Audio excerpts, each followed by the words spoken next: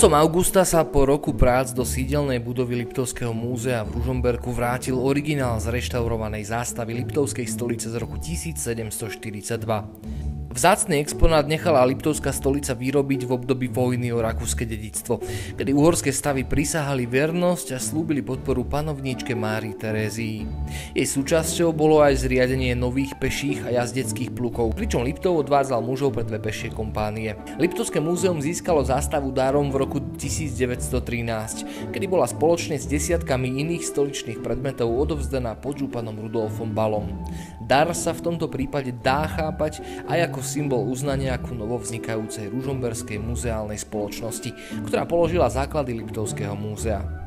Zástava Liptovskej stolice obsahuje zobrazenie letopočtu 1742, názov stolice v latinčine, zdobí upravený erb Liptovskej stolice a výjav zo sklonku života Štefana I. V roku 2022 bola pre svoj technický stav určená na reštaurovanie, ktoré realizovala Anna Blonská, špecialistka na reštaurovanie historického textilu v Bratislave. Cena odborných zásahov je 6500 eur.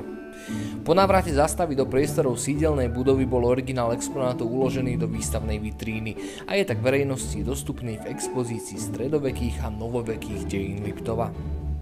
Reštaurovanie historickej zástavy Liptovskej stolice z roku 1742 z verejných zdrojov podporil Fond na podporu umenia.